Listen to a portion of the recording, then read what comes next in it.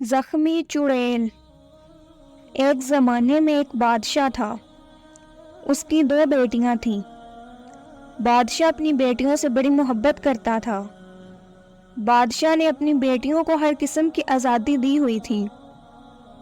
دونوں شہزادیاں بہت آرام دہ زندگی بسر کر رہی تھیں۔ محل کے پیچھے ایک باغ تھا۔ باغ بہت بنجر اور بے آباد تھا۔ کوئی بھی باغ میں جانے کی ہمت نہیں کرتا تھا۔ بادشاہ نے اپنی بیٹیوں کو بھی وہاں جانے سے منع کیا تھا۔ ایک دن دونوں شہزادیاں گھومتے پھرتے اس باغ میں پہنچ گئیں۔ باغ بہت سنسان تھا۔ وہ دونوں چلتے چلتے ایک کنویں کے پاس رکیں۔ دونوں نے کنویں کے اندر جھانکا۔ کنواں بہت گہرا تھا، کچھ بھی نظر نہیں آ رہا تھا۔ ایک شہزادی کو شرارت سوجی۔ اس نے پاس میں سے ایک بڑا پتھر اٹھایا اور کنویں میں پھینک دیا۔ جیسے ہی پتھر پھینکا، کنویں میں سے ایک دردناک آواز سنائی دی۔ شہزادیاں ڈر گئیں۔ دونوں وہاں سے بھاگ گئیں اور محل پہنچ گئیں۔ ان دونوں نے اس واقعے کا ذکر کسی سے بھی نہیں کیا۔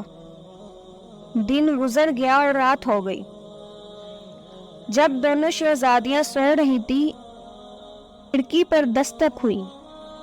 دستک تیز ہونے لگی۔ شہزادیاں گھبرا کر اٹھ گئیں۔ دونوں نے دیکھا کہ کوئی کھڑکی پر زور زور سے دستک دے رہا ہے۔ شہزادیاں بہت ڈر گئیں۔ کچھ دیر بعد دستک آنا بند ہو گئی۔ اس طرح رات گزر گئی۔ جب صبح ہوئی تو دونوں شہزادیوں نے اس واقعے کا ذکر بادشاہ سے کیا۔ بادشاہ بھی پریشان ہو گیا۔ اس نے فوراً ایک جادوگر کو محل بلایا۔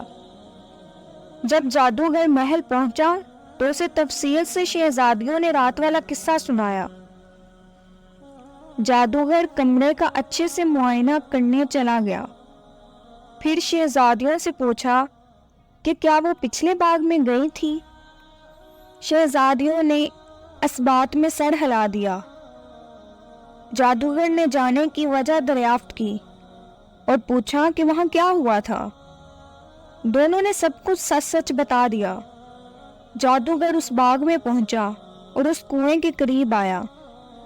اس نے وہاں منتر پڑھنا شروع کر دیے۔ کچھ دیر بعد ایک چڑیل نمودار ہوئی۔ وہ چڑیل بہت زخمی تھی۔ جادوگر نے اسے قابو کرنے کے لیے منتر پڑھنا شروع کر دیے، لیکن چڑیل قابو میں نہیں آ رہی تھی۔ کافی دیر کی کوشش کے بعد جادوگر نے چڑیل کو بوتل میں بند کر دیا۔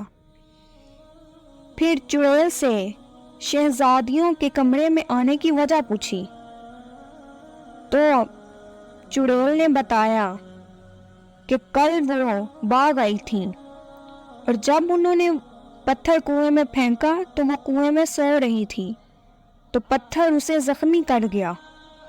لہٰذا وہ رات کو اسی لیے آئی تھی تاکہ شہزادیوں سے بدلہ لے سکیں۔